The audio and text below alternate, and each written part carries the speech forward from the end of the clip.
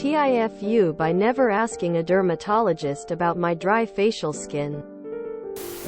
After the horror that was teen acne, I started noticing that my face, especially my nose and chin, often seemed dry and scaly. I figured my toner was too harsh, so I stopped. Maybe my cleanser was too strong, so I switched again. New makeup, another differently textured makeup, fresh makeup sponges, no sponges, disposable tissue as sponges, exfoliant, new exfoliant, different moisturizer, again, repeat, start over with all of it again. I figured it was normal, expected. Everyone deals with it occasionally. Every few weeks, the scaly skin would get so bad that my scratching, brushing it off, moisturizing wouldn't fix it, and I'd have to go nuclear. Spinning brush thing, harsh scrub, actual granulated sugar, in a pinch. So this cycle of skin flaking and drying, product changing, and exfoliating continued unabated for the next 0.30 years. In the beginning of those same 30 years, in my early teens, I noticed my scalp having this thick white weirdness in patches. Around age 14 or so, I used T-gel shampoo at a relative's house, and the weird stuff went away. So I used that every few washes, and the buildup stayed to a minimum. Fast forward 15 plus years. My kid was born with awful cradle cap. I noticed as it brushed off, their hair finally began trying to grow. The doc said use Selsun Blue to get rid of cradle cap. Said it was seborrheic dermatitis. At some point, kid got a weird rash. Got a referral to dermatology. The SD was confirmed. I mentioned I'd had buildup as a teen. The dermatologist said it was likely the same issue for me, and kidlet got a prescription for ketoconazole shampoo. Great. Fast forward 8 more years. I read a Reddit post from someone who describes their flaky, furry, gross facial skin, and I'm like, yep, same. Then another commenter says, sounds like seborrheic dermatitis. Use hydrocortisone cream to help. OMG. The facepalm. Literally years of my life and hundreds if not thousands spent on lotions, cleansers, wipes, creams, special makeup, and the solution was in my medicine cabinet the whole time. It's been a week since I started washing my face with ketoconazole and using the hydrocortisone. Occasionally, my skin finally looks normal. I'm glad I found a solution. Wish it would have occurred to me 30 years ago to ask a dermatologist or, any other time in the intervening 3 decades. Hoping at the very least this serves as a PSA to people assuming they've just got to live with their weird skin stuff. Go see a dermatologist. TLDR. Spent 30 years assuming that my dry, flaky face was normal, an expected nuisance, and totally unrelated to my scalp condition. Started treating it differently after a Reddit comment. Turns out my skin is completely normal. ETA. Completely normal once my condition is treated. I would still go to an actual dermatologist. Putting steroid cream on your face isn't particularly good for it in the long term. And there may be a more gentle alternative. I had a similar thing happen except it comes with the worst dandruff.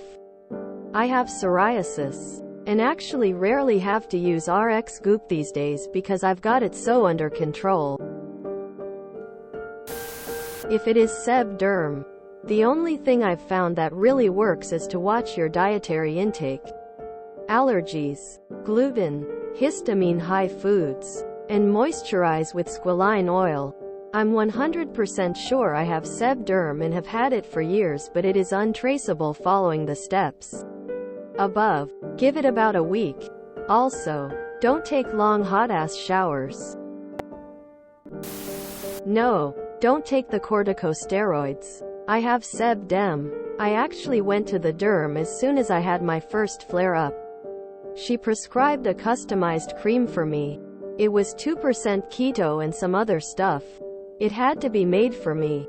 It cleared out in like 3 weeks.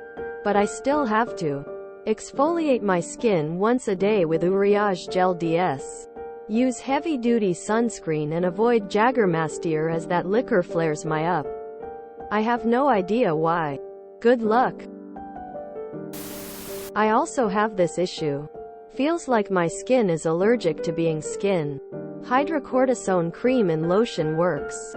But it's not a long-term solution and I hate the feeling of it on my face. I've pretty much just given up and just scrub my face raw if I have to go outside. #YOLO, etc. OMG, please stop using hydrocortisone on your face. Face skin is thinner and is more absorbent. And steroid cream should not be used for more than 2 weeks at a time.